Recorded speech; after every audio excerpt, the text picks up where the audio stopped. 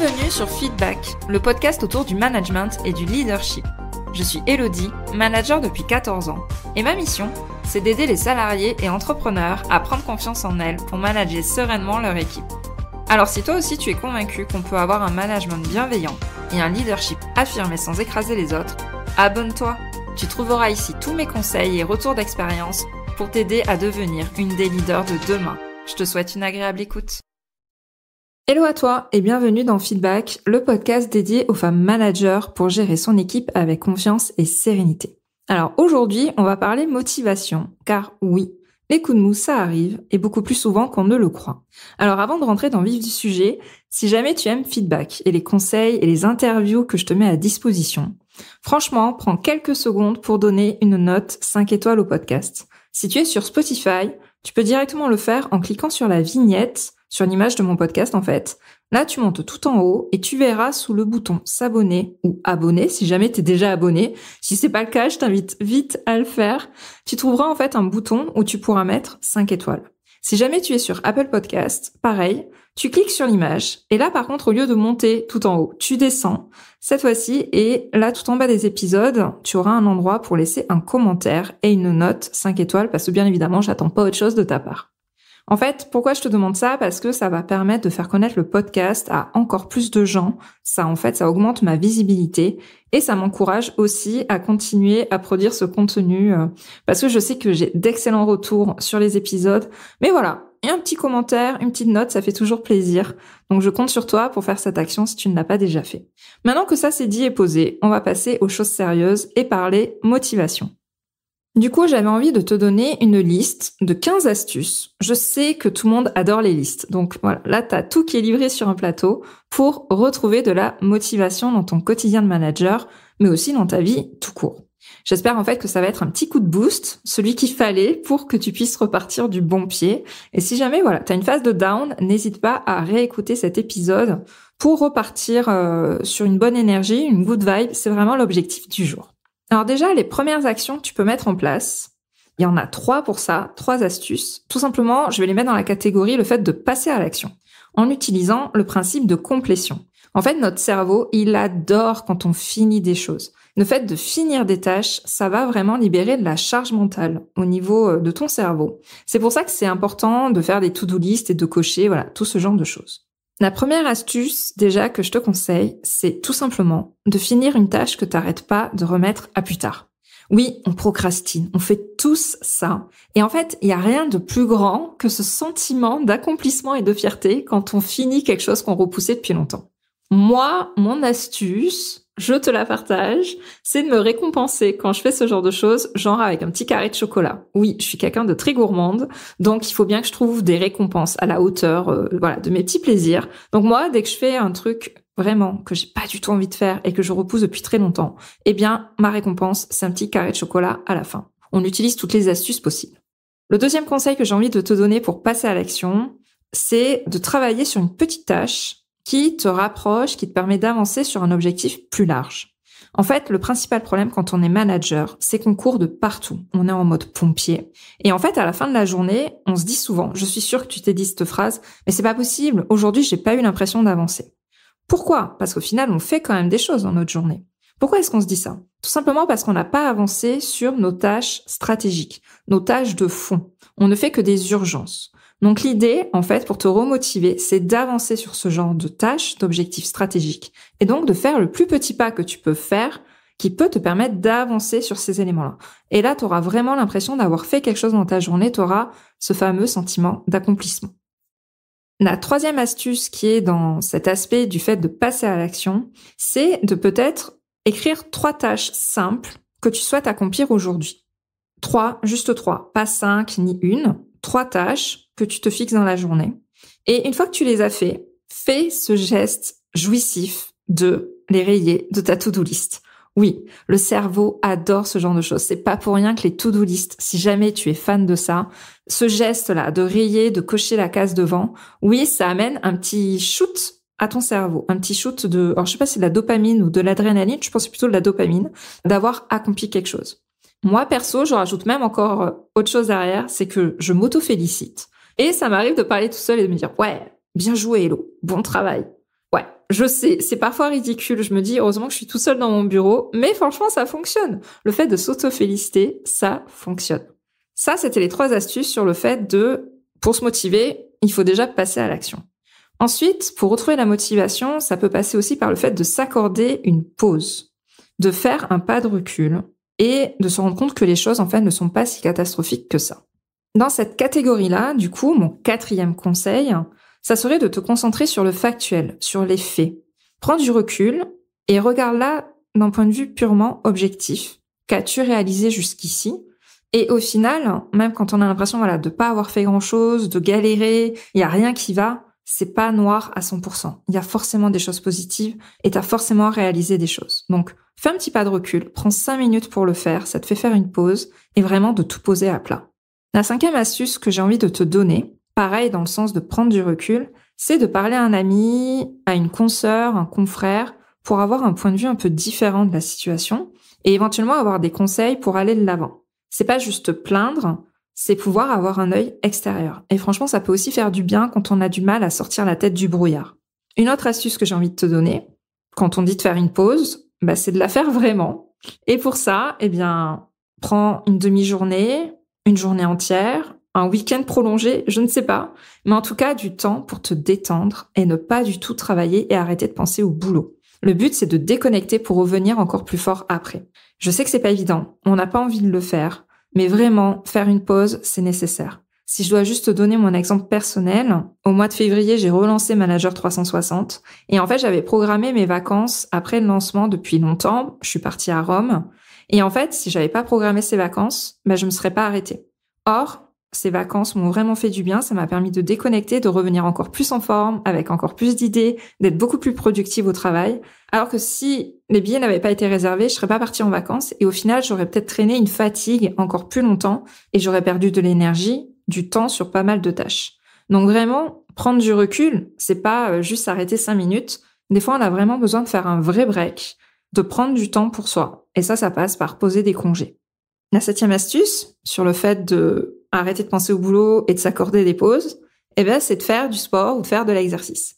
Alors, peut-être que tu me connais personnellement, je ne suis pas une grande sportive, mais j'admets que quand même faire du sport, ça permet de réduire le stress, de penser à autre chose. Et moi, personnellement, depuis que je me suis mise à faire du sport entre midi et 2 plutôt que le soir, je me suis rendu compte que ça me redonnait un shoot d'énergie pour le reste de l'après-midi.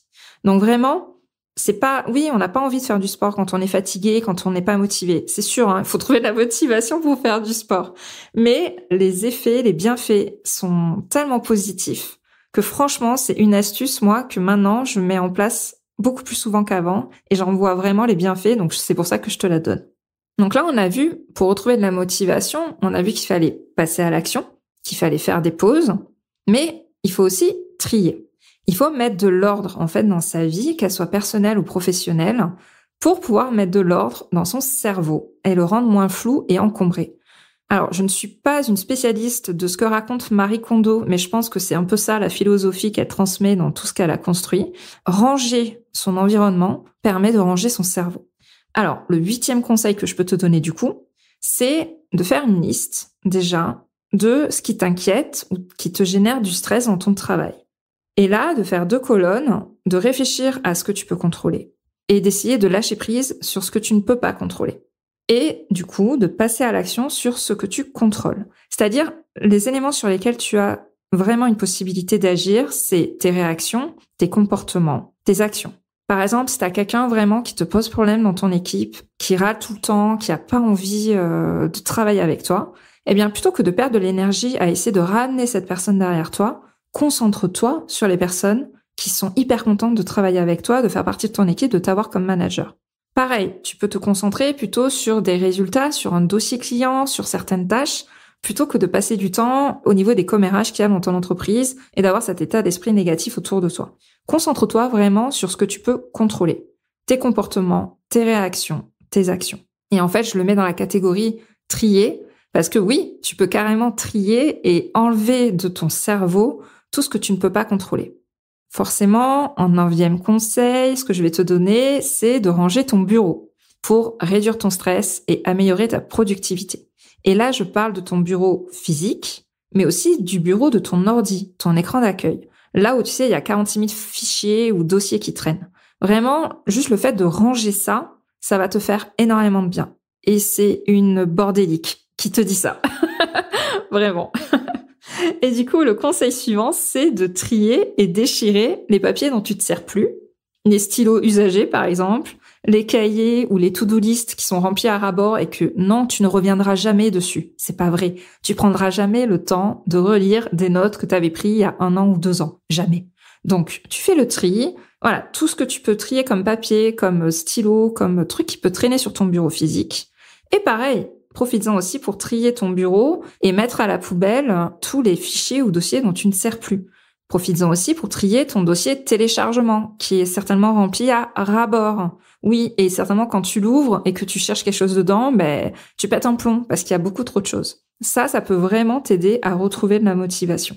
Et enfin, tant qu'on y est à trier et ranger, profites-en pour changer la déco ou changer la configuration de ton bureau. Tu peux tout simplement changer la photo qui est encadrée. Il y a beaucoup de personnes qui ont les photos de leurs enfants, par exemple. Eh bien, mets-en une nouvelle. Ça va t'amener un petit regain de boost et d'énergie dans ton quotidien. Tu peux aussi rajouter une plante. Franchement, ça peut complètement changer la donne aussi au niveau d'un bureau. Et tu peux aussi changer l'orientation de ton écran ou voire même changer l'orientation de ton bureau. Moi, je sais par exemple que j'aime bien être face à la porte d'entrée pour voir les gens qui rentrent. Ça a toujours été... j'ai toujours été face aux entrées. Mais voilà, tu peux, si t'es sur le côté, passer face à l'entrée ou inversement. Et juste amener ce genre de changement, ça va te faire du bien. Au niveau de ton cerveau, ça va te remotiver, tu vas avoir une notion de changement et ça va te permettre d'avancer et d'aller de l'avant. Ensuite, la dernière catégorie que je voulais aborder avec toi, c'est d'essayer de retrouver de l'enthousiasme. C'est-à-dire te concentrer sur ce que tu aimes, sur ce qui te ressource pour arriver à te remotiver. Quand on est manager, on prend pas le temps pour soi. Et on va avoir peut-être tendance aussi à se concentrer sur le négatif. Là, l'idée, pour se remotiver, c'est de revoir le positif là où il est et de retrouver de l'enthousiasme. Du coup, mon 12e conseil, oui, il y en a 15 en tout, on arrive bientôt à la fin. Mon 12e conseil, c'est de prendre le temps de faire une activité qui te ressource. Ça, c'est une des premières choses que je demande aux personnes qui intègrent ma formation Manager 360.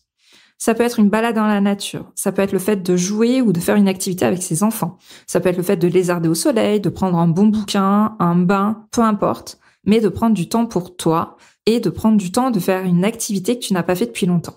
Je peux t'assurer que ça va te faire énormément de bien et tu vas ressentir un regain d'énergie. Ça peut être une fois dans la semaine, une fois dans le mois.